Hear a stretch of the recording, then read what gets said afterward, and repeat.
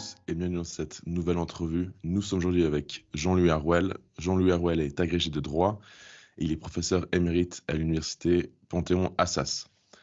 Il a publié divers ouvrages, notamment Libre réflexion sur la peine de mort, Essai sur les inégalités ou encore Les droits de l'homme contre le peuple. Et c'est cet ouvrage que nous allons discuter juste maintenant. Alors, bonjour Jean-Louis Harouel, merci beaucoup d'avoir accepté mon invitation. Bonjour à vous, écoutez, je vous en remercie et je suis en bonne compagnie. Alors, nous allons commencer cette discussion justement de manière assez classique, c'est-à-dire que je vais reprendre la structure de votre ouvrage.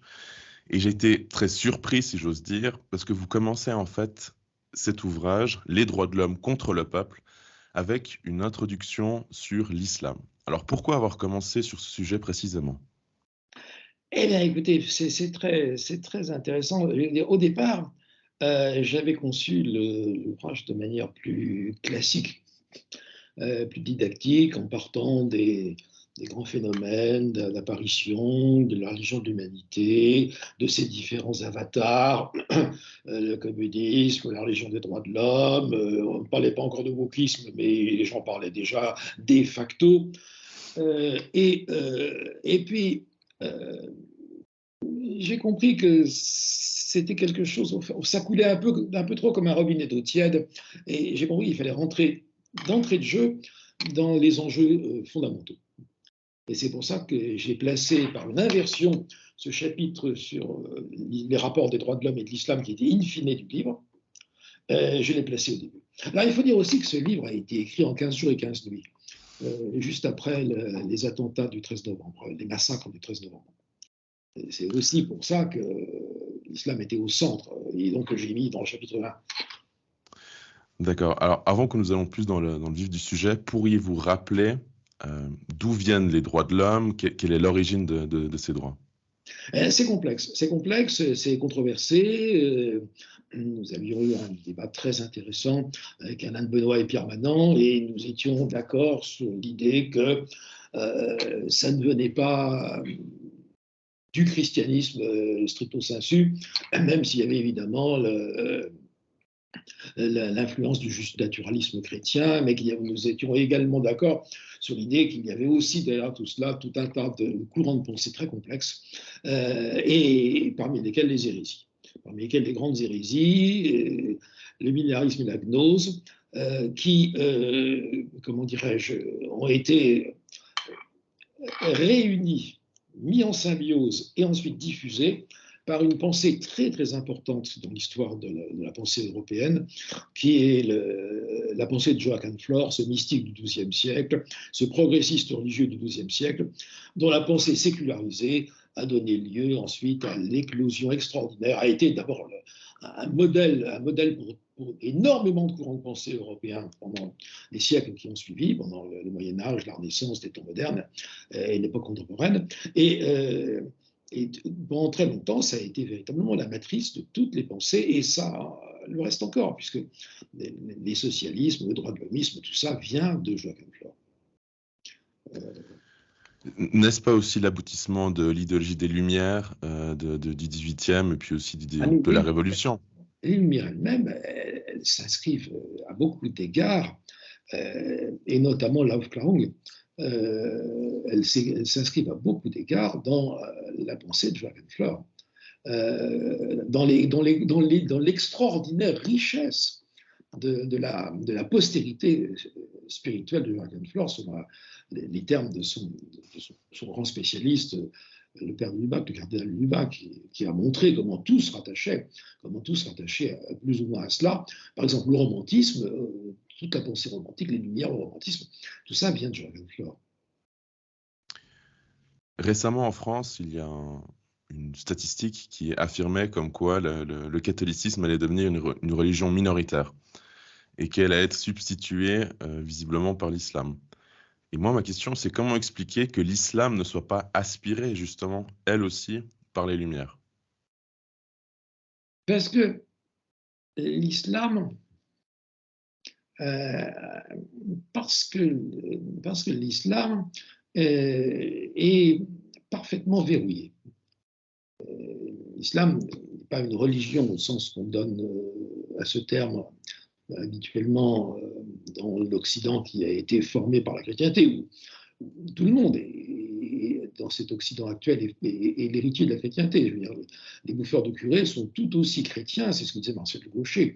En substance, les bouffeurs de curés sont tout aussi chrétiens que les dévots qui font à la messe.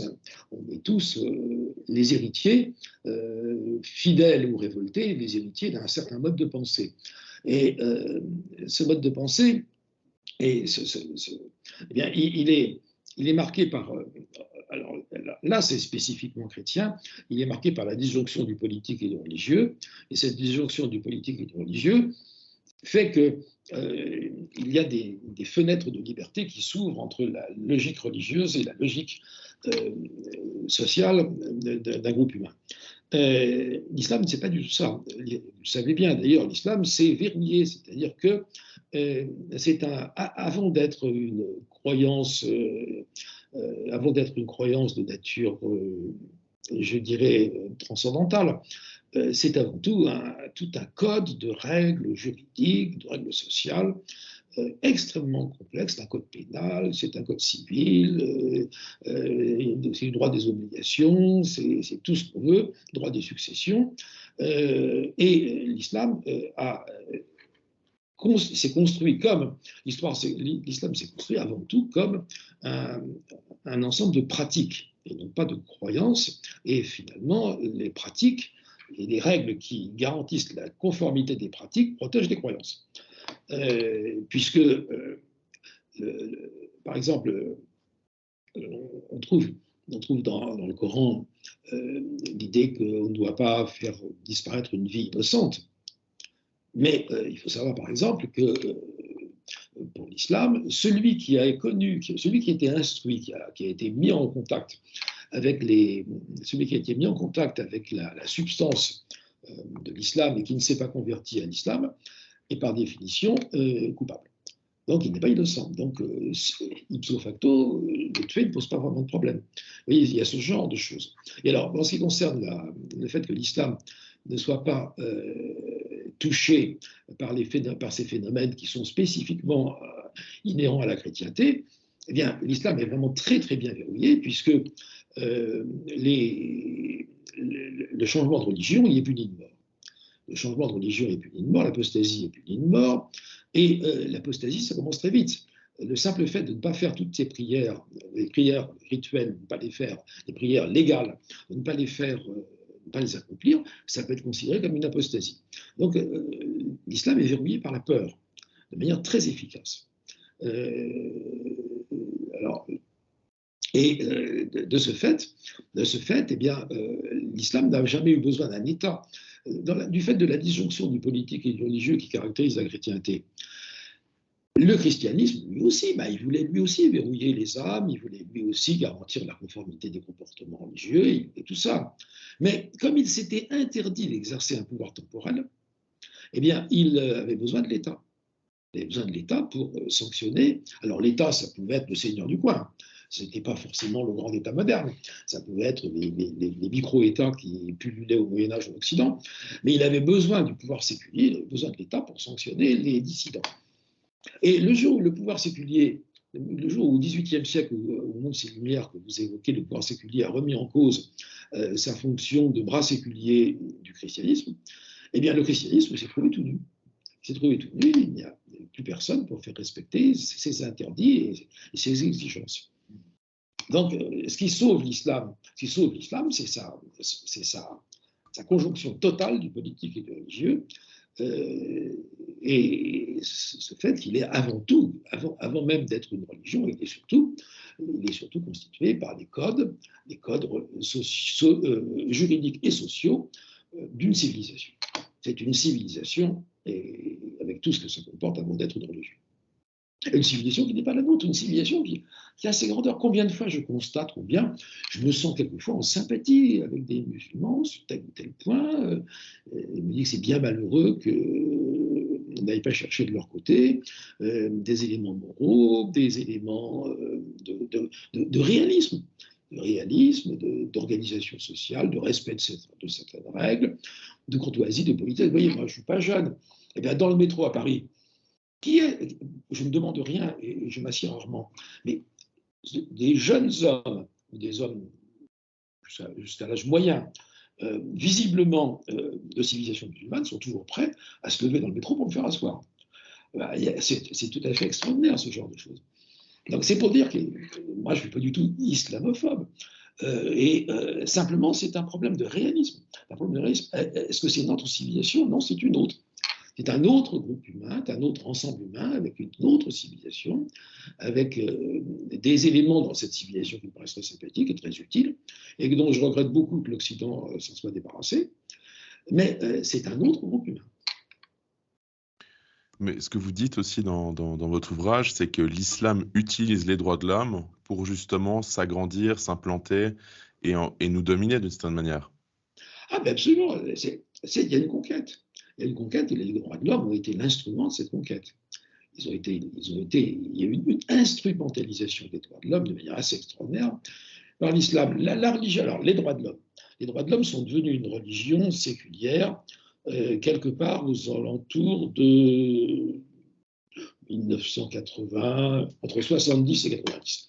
Entre 1970 et 1990, au moment où le communisme implosait, les droits de l'homme ont remplacé le communisme comme religion séculière. C'est l'autre, tout un tas d'auteurs dont j'ai donné le nom, tout un tas d'auteurs l'ont reconnu, des gens comme François Furet et bien d'autres. Il a remplacé le communisme comme notre dernière utopie. C'est un Américain, The Last Utopia, Samuel Moyn, notre utopie, notre dernière utopie.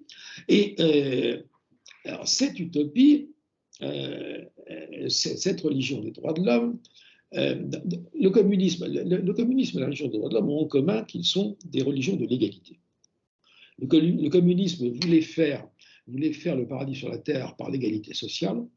Les droits de l'homme veulent faire le paradis sur la terre par l'égalité sociétale. Voilà, c'est à peu près ça, en schématisant très, très énormément. Ce sont des religions de l'égalité. Et alors, au nom de l'égalité qui a été réellement ou fantastiquement ou fantasmagoriquement violée, la religion des droits de l'homme a créé, en symbiose avec une sensibilité qu'on peut appeler wokisme, la religion des droits de l'homme a créé des catégories de victimes. Et alors, à ces victimes, tout est permis. Elles sont innocentes, les catégories qui sont qualifiées de victimes, ce sont les chouchous de la religion des droits de l'homme. Il s'agit de rétablir en leur faveur,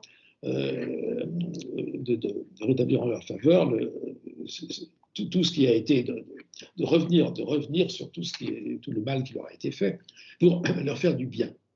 Et donc, ce sont des catégories intouchables, et elles ont le label victime.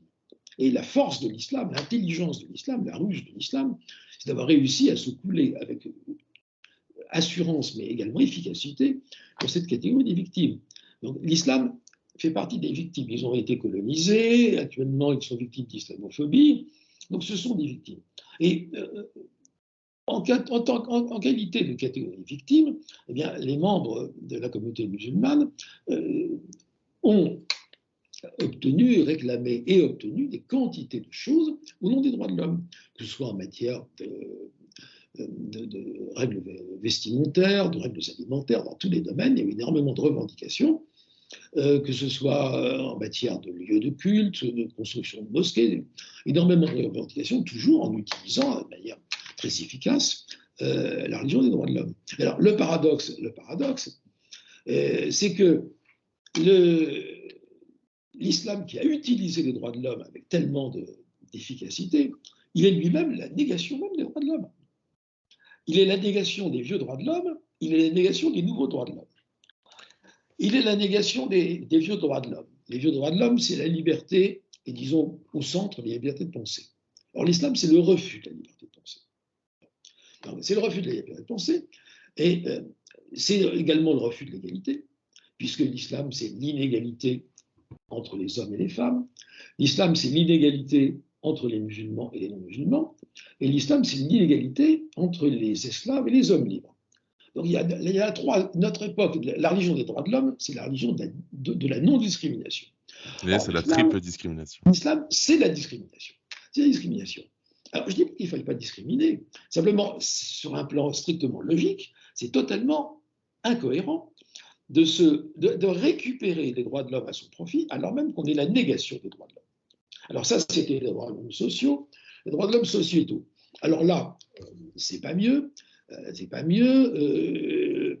L'homosexualité féminine, c'est soit la lapidation, soit l'enfermement à vie. Et ça vient encore d'être confirmé il y a quelques années par un des grands docteurs de la grande université islamique égyptienne d'Al-Azhar.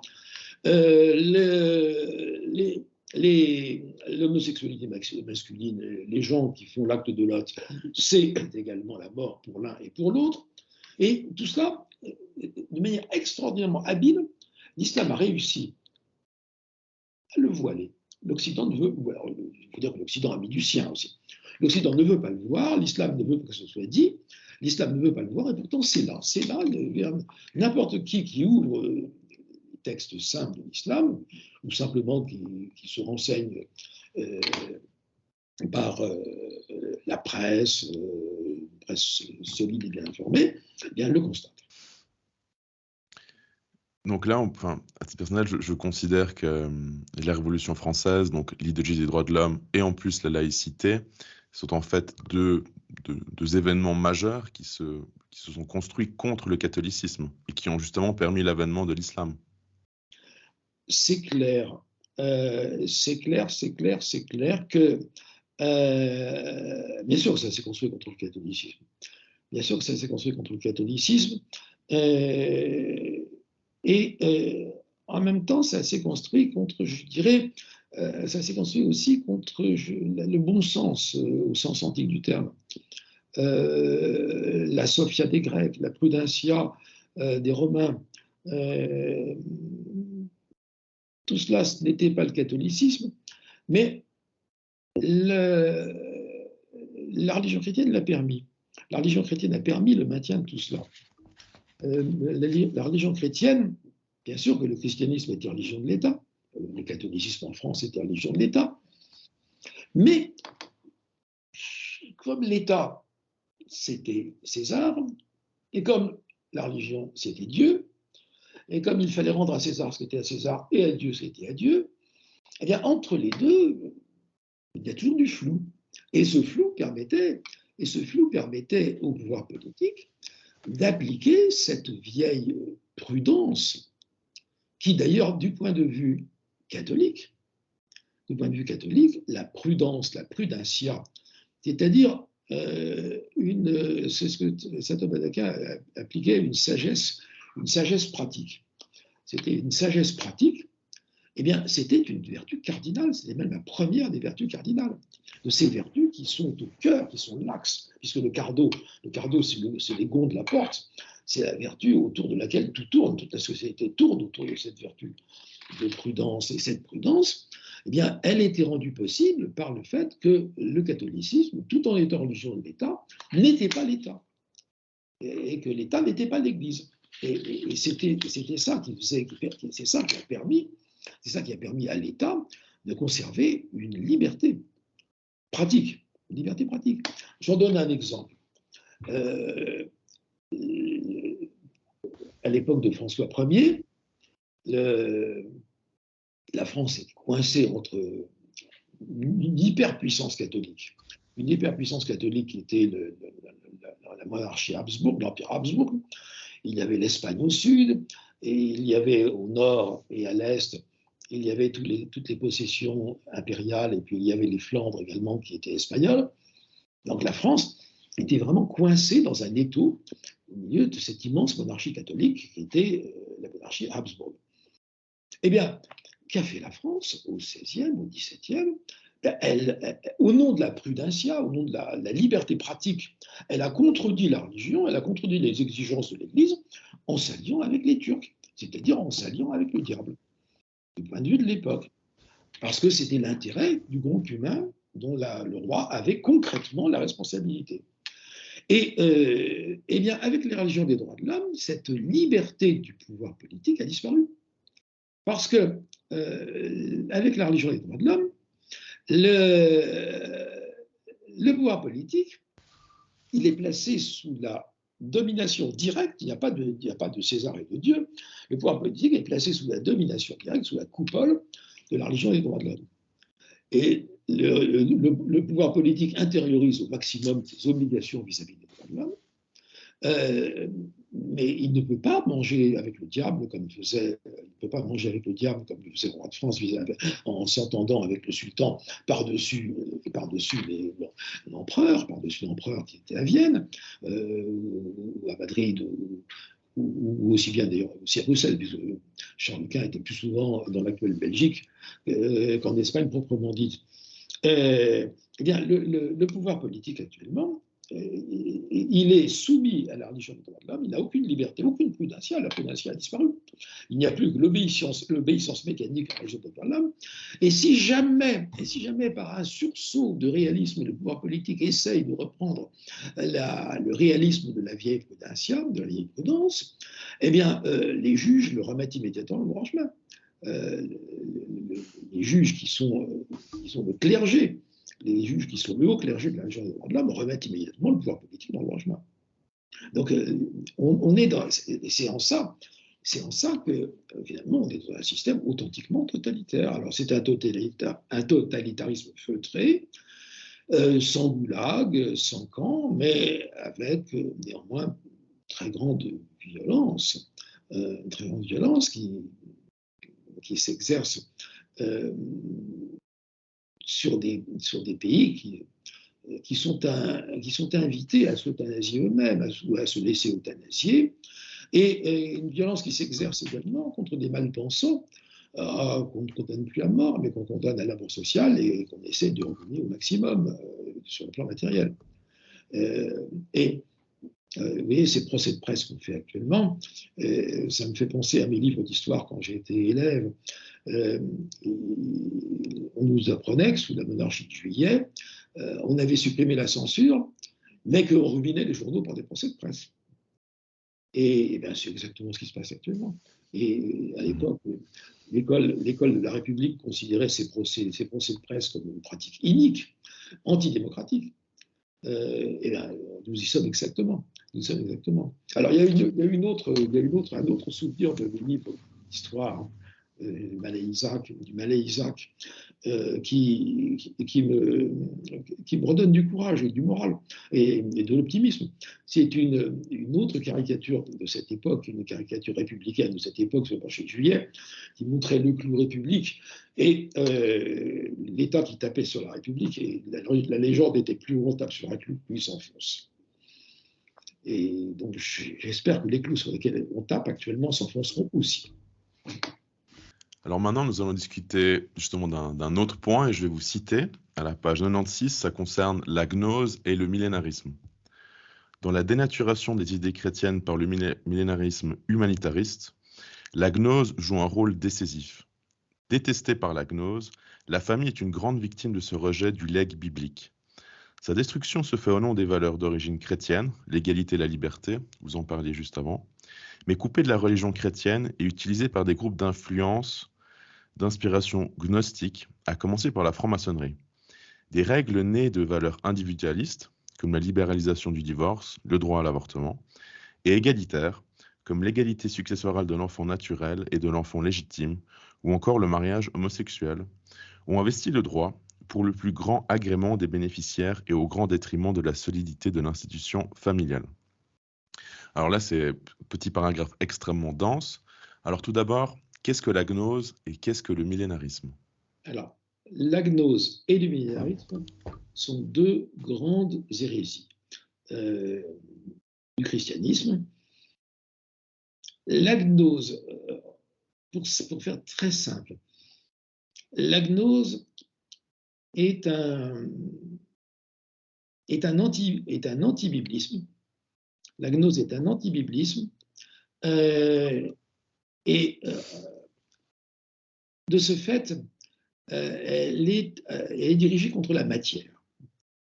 La gnose est extrêmement complexe et avec des quantités de variantes et de nuances, mais la grande idée, c'est que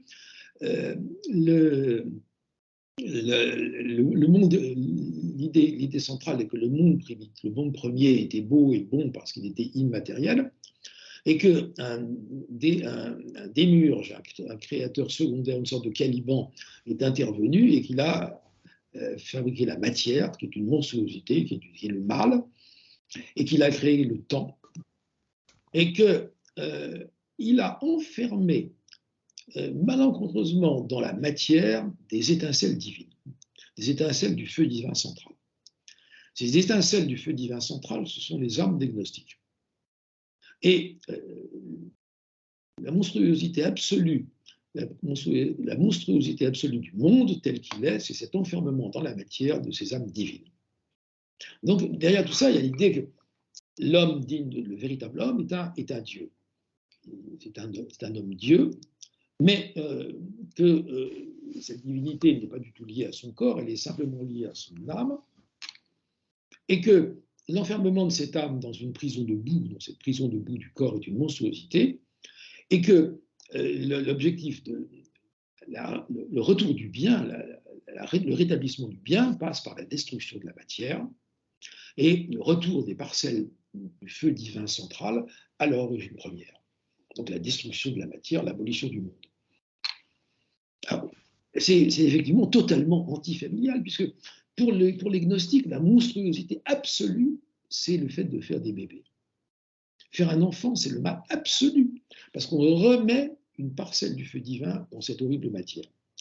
Ce qui fait que pour un cathare, par exemple au Moyen-Âge, pour un cathare, la souillure absolue, c'était d'entrer dans une maison où venait de naître un enfant. C'était le mal absolu.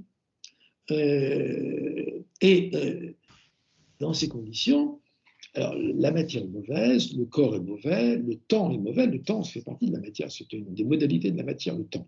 La matière, c'est l'espace, mais c'est aussi le temps. Tout ça est mauvais. Et donc, toutes les institutions, toute l'organisation sociale qui est liée à la matière est mauvaise.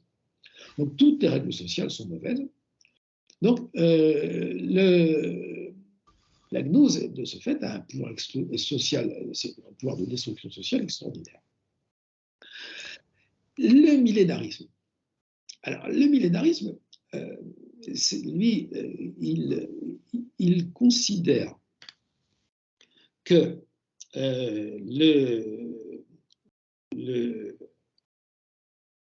l'objectif, il considère que au fond, que le Christ n'a pas fini son travail.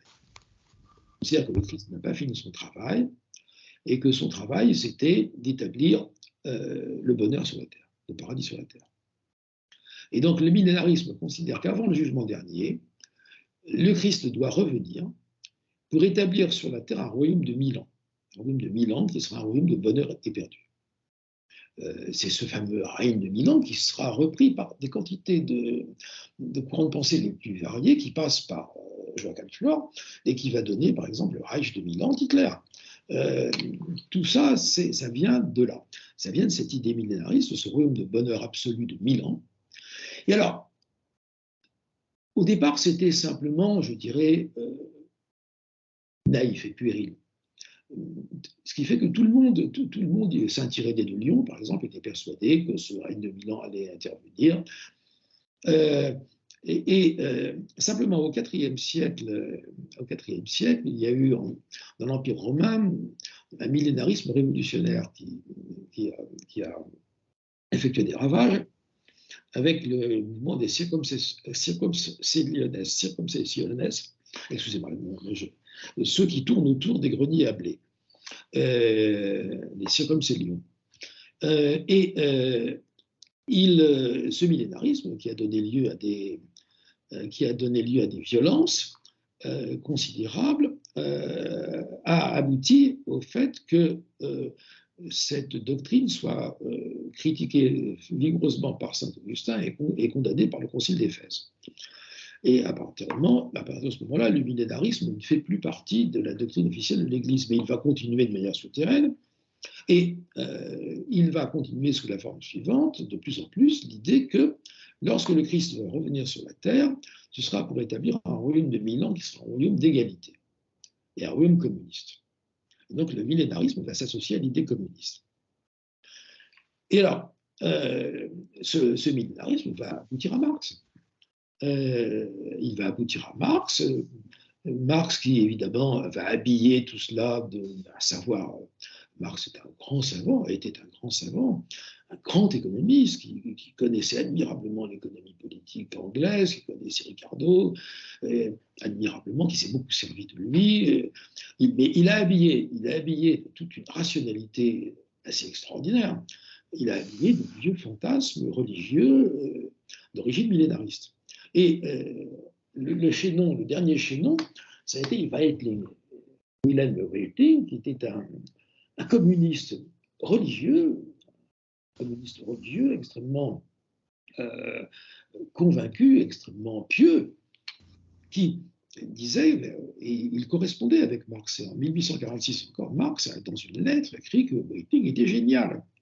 Et puis 2 ans après ou 3 ans après, il le jetait aux orties parce qu'il le considérait comme ringard, dépassé par son matérialisme scientifique.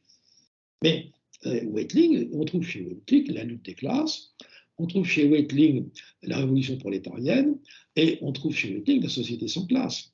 Et Weitling expliquait qu'au fond, Jésus s'était trompé, que le royaume de Dieu, c'était en fait la société communiste sur la terre.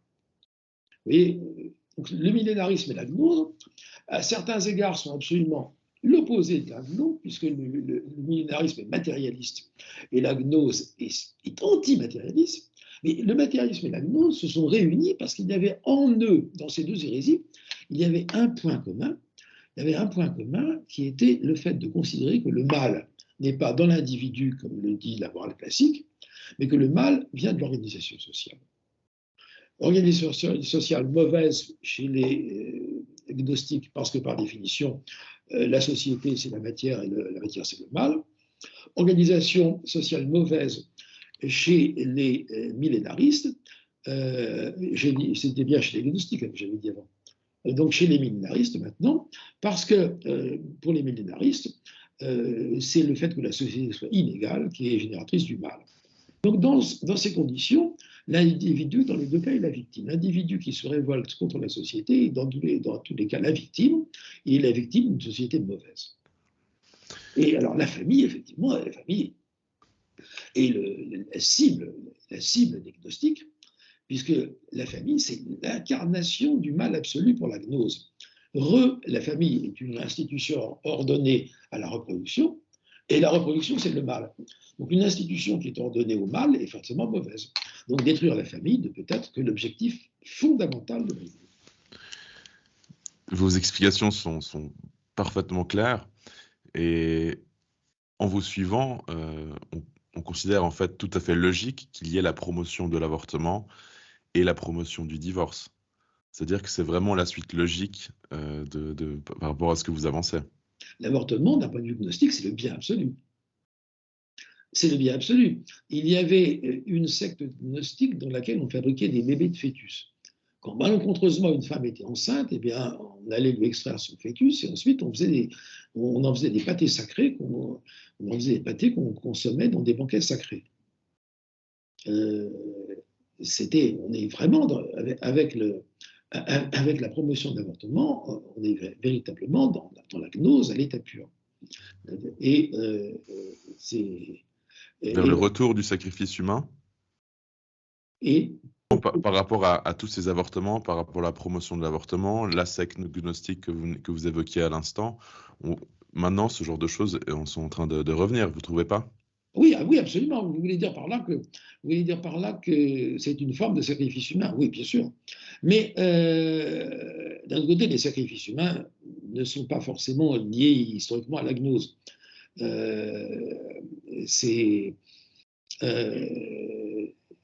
C'était davantage lié à l'idée d'autres rationalités, au fond. Le problème, si vous voulez, de toutes les sacrifices humains, on parle toujours de rationalité. On dit toujours qu'il faut toujours être rationnel. Bien sûr qu'il faut être rationnel, mais être rationnel ne suffit pas. Être rationnel ne suffit pas. Il faut être rationnel, et il faut être rationnel en rapport avec le réel. Il faut que ce soit une rationalité au service du réel. Une rationalité seule, une rationalité folle, eh bien c'est monstrueux. Et ça nous renvoie au sacrifice humain. Les sacrifices humains, par exemple, de l'Amérique précolombienne, c'était une totale rationalité. Totale rationalité. Le soleil menaçait de s'éteindre. Le soleil menaçait de s'éteindre et il fallait lui permettre de survivre. Et tous ces gens, tous ces captifs dont on arrachait le cœur pour les offrir au soleil, c'était une parfaite rationalité. Il y avait une lecture du monde qui était fausse. Mais à partir de cette lecture du monde qui était fausse, eh bien, on effectuait un travail de rationalité prodigieux. Ces enfants, par exemple, on sacrifiait au dieu de la pluie, je crois que c'est Tlaloc, eh bien, il fallait qu'ils pleurent, jusqu'au moment de leur mort, il fallait qu'ils pleurent, parce que le pleur, évidemment, évoquait la pluie, et pour que le dieu fasse pleuvoir, il fallait que ces enfants, non seulement on les tuait, mais avant de les tuer, il fallait les effrayer ou les faire souffrir suffisamment pour qu'ils pleurent jusqu'au bout. Tout ça est d'une rationalité parfaite. Le marxisme était d'une rationalité parfaite. La rationalité en soi n'est pas un gage de bien. C'est la rationalité au service de la réalité. Déjà, au XIIIe siècle, l'un des pionniers de la science expérimentale en Occident, le moine Francis Bacon, d'ailleurs, Francis Bacon, non, c'est Roger, enfin, il y a le Bacon du Moyen-Âge, c'est un trou de mémoire, le Bacon du Moyen-Âge, le grand savant, au fond, du XIIIe siècle, disait qu'il fallait que l'esprit se chose de semelle de plomb dans la science expérimentale. Il fallait toujours se rapprocher du réel et que la rationalité en elle-même ne valait rien. Maintenant, un autre point, et là on comprend, il me semble, que la gnose, le millénarisme, est en fait l'inversion totale des valeurs catholiques, valeurs chrétiennes. Alors, et là je vais vous citer, qui vous-même citez Paul Venn. On ne saurait trop rappeler, avec Paul Venn, que le christianisme est une religion du salut dans l'au-delà et non un projet politique pour ce bas monde. Et plus loin, vous expliquez justement par rapport à la religion des droits de l'homme, aimer son ennemi, tendre l'autre joue, ce sont des chemins de sanctification individuelle, pas des règles de droit que l'on peut imposer à toute une population. On ne saurait trop y insister. Le millénarisme de l'amour de l'autre, poussé jusqu'au mépris de soi, est mortifère pour les sociétés qui s'y abandonnent. Donc là, en fait, si on comprend aussi cela, c'est qu'on est dans la conception inverse totale du catholicisme, puisque là, comme dit déjà au début, on accueille l'ennemi, et en plus de ça, on doit tendre la joue. Tout à fait. Les valeurs chrétiennes, si on les coupe de leur substrat religieux, elles sont socialement catastrophiques. Et d'ailleurs, dès le départ, la gnose et le millénarisme ont utilisé les valeurs chrétiennes, les valeurs d'amour.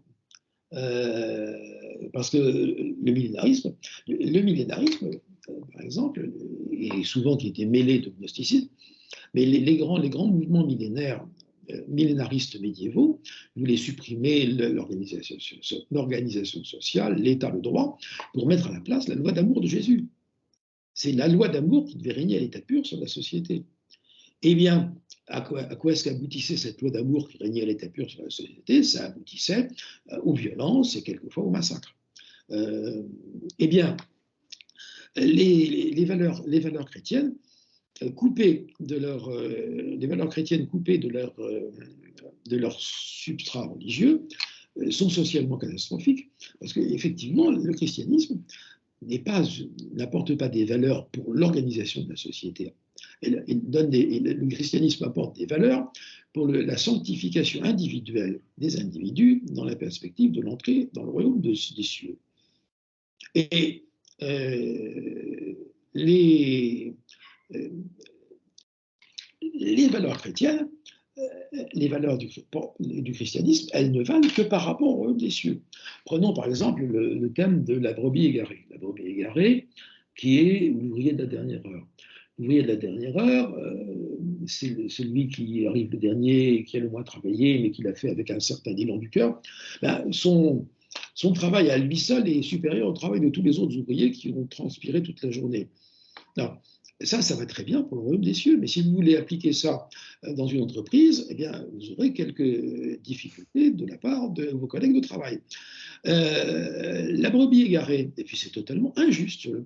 C'est juste, si vous voulez, dans le christianisme, et ça, Michel Villet, le grand historien de la philosophie du droit, Michel Villet le montrait bien, dans le christianisme, il y a une idée de la justice pour le ciel qui n'a rien à voir avec la justice sur la terre.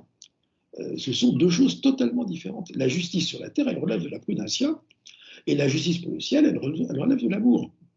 Ce sont deux registres différents. Le réel est l'amour. On est dans le monde concret et dans le monde sublime. La brebis égarée, c'est pareil. Vous avez des gens qui se comportent correctement. Vous savez, c'est les vierges de sages et les vierges de folles, des portails romans. La brebis égarée aussi, à elle seule, elle vaut plus que tout le troupeau. Bien, sur le plan céleste, c'est parfait, c'est l'amour divin. Mais sur le plan terrestre, c'est parfaitement injuste. Et on le voit bien en droit pénal actuellement. En droit pénal, la brebis égarée, c'est le criminel. Le criminel, lui seul, il n'y a que lui qui compte. À lui seul, il ne vaut plus que tout le troupeau. Donc, à la limite, les gens peuvent se faire un peu assassiner autour, ça n'a aucune importance, du moment qu'on arrive à cette rédemption de la brebis égarée. Les valeurs chrétiennes coupées du christianisme sont de la dynamite sociale, et elles sont socialement négatives, destructrices, dangereuses. Alors maintenant, on va... Elles sont exploitées dans un esprit hérétique, gnostique ou millénariste. Oui, pardon si je vous ai coupé. Non, c'est moi qui ai rajouté ça. Maintenant, peut-être pour qu'on comprenne bien, quelles seraient les solutions au final pour échapper à ces droits de l'homme, pour échapper à cette gnose? Parce que comme le droit envahit à peu près tout, cela semble très compliqué. C'est effectivement très compliqué. C'est effectivement très compliqué parce que le droit, comme vous le disiez, premièrement, le droit envahit tout, et deuxièmement, les droits de l'homme ont envahi le droit. Parce que le droit, dans sa conception, je dirais millénaire, le droit était au service des populations qui assuraient le fonctionnement. C'était un ensemble de règles et de procédures avec l'idée de justice qui formait la clé de voûte de tout cela et qui véhiculait des valeurs de durée. C'est grâce à ça que les sociétés duraient. Les sociétés duraient parce que le droit véhiculait des valeurs de durée. Mais avec la religion des droits de l'homme, ben, le droit véhicule des valeurs, puisque le droit est contaminé par la religion des droits de l'homme, le droit véhicule des valeurs qui sont des valeurs de non-durée, des valeurs de disparition, des valeurs de mort. Et j'en donnerai un exemple très simple. C'est tout bête, vous connaissez tout ça aussi bien que moi, c'est la question de la démographie en Occident, et c'est la question de l'immigration en Occident. Alors, la démographie en Occident et l'immigration en Occident, on ne fait plus d'enfants, et on prend des gens qui viennent d'ailleurs à la place, au nom de cette règle fondamentale des droits de l'homme que les individus sont interchangeables. Ce mythe de l'interchangeabilité des êtres humains qui contredit totalement la réalité de l'existence des groupes humains particuliers. Alors, ça, c'est au cœur des droits de l'homme, c'est au cœur de la non-discrimination. Les droits de l'homme, c'est avant tout une religion d'égalité, c'est au cœur de la non-discrimination, cette idée de l'interchangeabilité des êtres humains. Et ça, c'est le remplissement. Mais avant ça, il y a la constitution du vide. Comment fait-on le vide? Eh bien, c'est pas de la part de la plupart des acteurs, je ne dis pas de tous les acteurs, mais de la part de la plupart des acteurs, il n'y a rien de délibéré et de volontaire, mais de la part de certains, il y a certainement quelque chose tout de même. Dans cette idée du vide, pour faire ce vide, c'est très simple, on crée des droits qui aboutissent à du vide. Alors, quels sont les droits qui aboutissent à du vide? le droit à l'égalité homme-femme. Je ne suis pas du tout contre le travail des femmes, ma femme travaille, ma mère travaillait, mais l'idée qu'il faut que dans une société, tout le monde soit pareil, qu'il faut que toutes les femmes aient la vie professionnelle d'un homme. Eh bien, les démographes le savent très bien, je n'invente rien, les démographes le savent très bien. Dans une société où on veut que les femmes aient une vie professionnelle d'homme, toutes, eh bien, les naissances disparaissent. J'ai les chiffres dans des livres, là je ne les ai plus en tête, mais c'est spectaculaire, les fonds s'effondrent. Alors, pour contrer ça, il y a des moyens, on peut arriver à faire travailler des femmes, mais il ne faut pas non plus exiger qu'elles aient exactement tout comme des hommes. C'est monstrueux, en tout cas c'est suicidaire. C'est suicidaire, parce que les naissances disparaissent. Alors à ça, on ajoute que l'avortement est un droit de l'homme. Ça, on ajoute que l'avortement est un droit de l'homme. Alors, si on ajoute l'obligation de garantir aux femmes la même vie professionnelle qu'à un homme, plus l'avortement, plus l'avortement grave, non seulement l'avortement, mais l'avortement remboursé par la sécurité sociale, plus la contraception également remboursée par la sécurité sociale, etc., ben, on aboutit à un contexte qui crée du vide. Les droits de l'homme fabriquent un vide humain. Et en même temps, les droits de l'homme remplissent ce vide humain par le théorème de l'interchangeabilité absolue des êtres humains. Et voilà. Et c'est ainsi que meurent les sociétés. C'est ainsi que votre fille est muette, disait Molière, ben c'est ainsi que meurent les sociétés. Il y a un démographe italien, il y a quelques mois, qui, dans un texte qui est produit dans la presse, un démographe italien qui dit qu'il faut que les Italiens se mettent dans l'idée que les Italiens de demain, ben, ce ne sera pas les enfants des Italiens d'aujourd'hui. Les Italiens de demain, ce sera les gens qui viennent d'Afrique et d'ailleurs. Ça s'appelle le grand remplacement.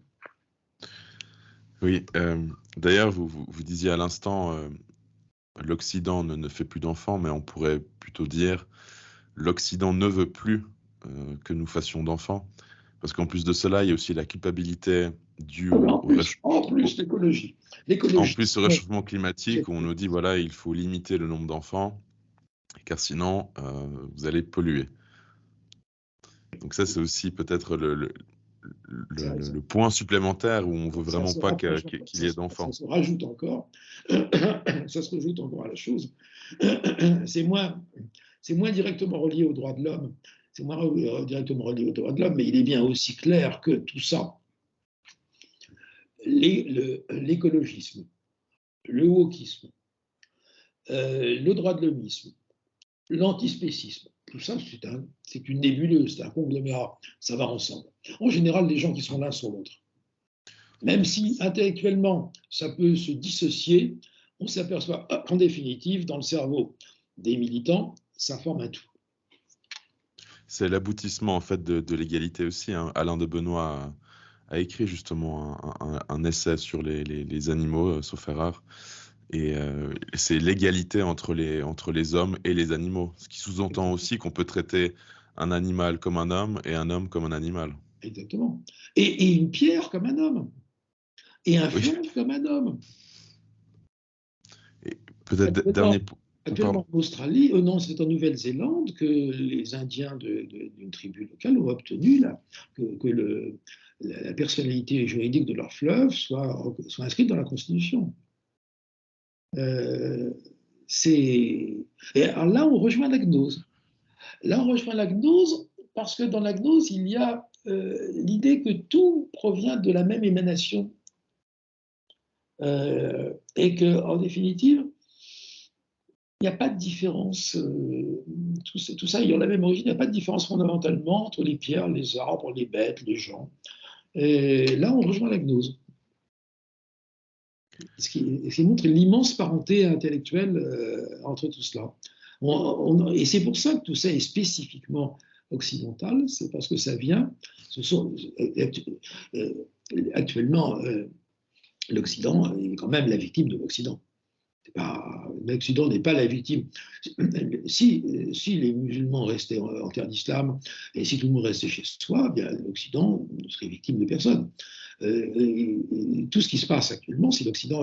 Le wokisme, c'est un procès de l'Occident contre l'Occident. Même si évidemment les peuples qu'on a déclarés victimes, ou les groupes qu'on a déclarés victimes s'engouffrent dans la brèche. Ce serait idiot de ne pas le faire. Ça aussi, c'est du réalisme. Mais fondamentalement, c'est une autoculpabilisation de l'Occident. L'Occident contre l'Occident. C'est un procès de soi contre soi-même. Le mal vient de l'intérieur. Peut-être une dernière remarque sur la place des femmes sur le marché du travail. Bon, tout d'abord, on pourrait être très marxiste et considérer que c'est l'arme de réserve du capital. Mais on pourrait aussi dire, moi, c'est ce que je crois, je suis de plus en plus réticent en fait qu'il y ait des femmes sur le marché du travail. Évidemment pas par pure misogynie, mais je pense que ça nuit à l'anthropologie parce qu'on met justement sur un pied d'égalité, mais pas sur un vrai pied d'égalité, puisqu'en fait on met en concurrence les hommes et les femmes. Peut-être. J'aurais pas vu les choses sous cet angle-là. J'aurais dit que, mais ça rejoint aussi l'anthropologie, j'aurais dit que de ce fait, on dévalue encore la famille. On considère que la famille ne vaut pas la peine qu'on s'intéresse à elle, et que élever des enfants, c'est un travail à plein temps. Alors, dans les sociétés traditionnelles, les femmes étaient vraiment, elles effectuaient un travail à plein temps, elles travaillaient au moins autant que les hommes. Et je dirais que dans les sociétés dites du patriarcat, c'était dans 9 cas sur 10 la femme qui était le cerveau de la maison. Et souvent, elle donnait à son mari l'argent de poche. Le mari rentrait à la maison dans les classes populaires. Le mari, peut-être pas dans les très hautes bourgeoisies, mais dans les classes populaires, le mari rentrait à la maison et il donnait son traitement à la femme, à l'épouse, et l'épouse lui allouait un peu d'argent pour son argent de poche. Et le mari n'aurait jamais pris une grosse initiative sans avoir consulté son épouse. D'ailleurs, c'était tellement dans l'anthropologie ancienne que le père Grandet, dans Balzac, en jouait. Le père Grandet, qui était un tyran domestique, alors lui, c'était un patriarche. Lui, c'était un tyran domestique et il tyrannisait sa famille, mais dans la société, avant de conclure quoi que ce soit, il disait, je vais demander à ma femme. Je vais demander à ma femme. Et tout le monde trouvait ça normal qu'on demande à sa femme. Ça montrait bien qu'on était dans un monde où c'était les femmes qui dominaient en réalité, mais une domination douce, interne au foyer. Alors peut-être pour conclure, alors on a évoqué brièvement les solutions. Vous proposez un modèle, c'est le modèle. Il y en a d'autres. Les solutions, ben évidemment, il faut marteler. Il faut enfoncer les clous. Il faut taper sur les clous pour qu'ils s'enfoncent. Il faut marteler. Alors des solutions, il y en a. Il faudrait déculpabiliser l'inégalité. Déculpabiliser l'inégalité, il faut déculpabiliser la discrimination. Il y a des discriminations justes. L'égalité arithmétique n'est pas la justice. Aristote nous a expliqué dès le départ que l'égalité arithmétique n'est pas la justice. Donc il faut chercher la justice, et pas l'égalité. L'égalité arithmétique n'est la justice que dans les contrats. Aristote nous explique qu'en dehors des contrats, c'est l'égalité géométrique qui est la justice, c'est-à-dire la proportionnalité. Donc il faut réhabiliter la proportionnalité et confiner l'égalité arithmétique à ce qui est l'endroit où elle est juste, c'est-à-dire les contrats, les échanges. Il faut tout ça, il faut réhabiliter la discrimination fondamentale de la cité, c'est la discrimination entre le citoyen et l'étranger. Il faut revenir là-dessus. Il faut le dire, et ce n'est pas du tout quelque chose de scandaleux ni de sulfureux, c'est une vérité fondamentale, simple et civique. C'est civique. La discrimination entre l'étranger, les discriminations entre l'étranger et le citoyen, c'est au centre du civisme. Et d'ailleurs, un juriste, un excellent juriste français d'origine grecque, dont le nom m'échappe, mais on trouvera dans mes livres, écrivait dans les années 1950 que la discrimination entre l'étranger et le national était la meilleure incitation à l'assimilation. Parce que comme la citoyenneté était valorisée, comme les citoyens avaient des avantages par rapport à l'étranger dans son propre pays, ce qui est normal, eh bien, l'étranger qui était admis dans ce pays comme résident et espérait obtenir la nationalité et souhaitait s'assimiler pour avoir des avantages et le statut valorisant. Donc la discrimination est favorable à l'assimilation des étrangers. Bon, maintenant voilà quelques exemples. Il y en a des tas et des tas et des tas. Oui, vous avez tout à fait raison. Bon, maintenant, peut-être le problème se pose différemment en France, puisque la nationalité est donnée à presque tout le monde. La France, et là c'est vrai que je parlais de la France, c'est un suicide. C'est un suicide. Et vous avez en France des gens qui sont des gens estimables. Bon. Mais la seule chose qui soit monstrueuse, c'est que ces gens aient en plus une carte d'identité française, alors qu'ils ne sont pas français. Et avoir une nationalité qui ne correspond pas à la réalité sociologique, c'est évidemment c'est de la folie. Enfin, on vit dans un monde de fous. On vit dans un monde de fous. Justement, au-delà de ça, vous proposiez aussi le modèle suisse. Et Ah moi, oui, ma question, peut-être, ah oui, tout à fait. toujours vue de Suisse par rapport aux commentaires que j'entends depuis la France, j'ai l'impression qu'il y a une idéalisation du modèle suisse. Une C'est-à-dire idéalisation. par rapport à sa démocratie, par rapport à sa démocratie directe notamment, ou au référendum. Vous, quel est votre avis sur le modèle suisse par rapport à ça? Écoutez, moi, j'ai de la sympathie, j'ai de la sympathie pour la Suisse et je dirais que quand on nous parle de démocratie, la Suisse est le seul pays à peu près authentiquement démocratique avec la Grande-Bretagne. En dehors de la Suisse et de la Grande-Bretagne, il n'y a pratiquement pas de démocratie véritable. Et il est clair que cette possibilité de démocratie directe, mais il faut dire, ça demande des peuples très éduqués. Les Suisses actuels sont des héritiers. Les Suisses actuels sont des héritiers de siècles et de siècles et de siècles de disciplines sociales extraordinairement fortes, avec un sens de la responsabilité. Songez que c'est le pays le plus armé du monde. Tous les Suisses ont leurs fusils de guerre. Et il n'y a quasiment pas de tuerie. Donc, ce qui montre bien que ce n'est pas seulement les règles, c'est pas seulement. Ce qui compte, c'est ce qu'on fabrique dans l'âme des gens. Les Suisses sont un peuple qui a gardé, il a gardé je dirais, sa grandeur. Du temps de Morat et de Granson, ou de ses batailles, de ses victoires contre le Téméraire, c'est un peuple de soldats. Le paradoxe, c'est qu'on dit que la Suisse, c'est le peuple de l'ONU. Mais la Suisse, c'est un peuple de soldats. Et quand on nous parle vous savez, quand on a dit un droit de l'homme, avoir une vie familiale normale. Avoir une vie familiale normale, et c'est pour ça qu'il faut que tous les étrangers qui sont présents en France fassent venir leur famille.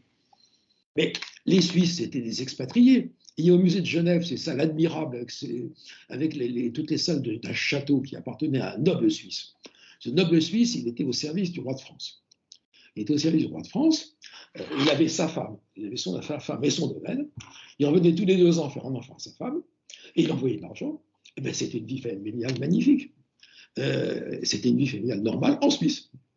Donc, si vous voulez, le peuple, les Suisses ont vraiment. D'abord, c'est un petit peuple. C'est important d'être petit. C'est un petit peuple, c'est un peuple homogène, même s'il a eu ces divisions religieuses, même s'il y a eu ce grand moment de l'impérialisme bernois, où Berne est devenu l'ours bernois est devenu la terreur du reste de la Suisse et même la terreur de l'Italie, puisqu'il y avait un impérialisme bernois qui était en train de se déployer sur l'Italie et qui a laissé quelques traces italianophones dans la Suisse actuelle. Malgré tout, il y a quand même une très grande, malgré la dissension religieuse, etc., il y a quand même une très grande, et malgré également, c'est vrai aussi que lorsque le Directoire a fabriqué sa République helvétique, ça a été un sacré cafard en Suisse. Donc ça veut dire qu'il y avait aussi des formes de dissension, mais malgré tout, ça a été un peuple très religieux. C'était un peuple très religieux, je crois, et très discipliné. Très discipliné parce que démocratique. Au fond, c'est un peu les États-Unis de l'Europe. Les petits États-Unis, les États-Unis de l'Europe, ils ont su associer ce que Tocqueville considère comme le miracle américain, c'est-à-dire associer la religion et la démocratie. Et s'il n'y avait pas cette imprégnation religieuse ancienne, même si actuellement ça part en fumée un peu, s'il n'y avait pas cette imprégnation religieuse ancienne, ça ne marcherait pas, la démocratie suisse. Voilà mon sentiment. Alors, merci beaucoup, cher Jean-Louis Harouel. Si vous avez aimé cette vidéo, n'hésitez pas à la commenter, à la partager, à vous abonner, et on se voit très vite pour une prochaine entrevue. À bientôt. Merci à vous.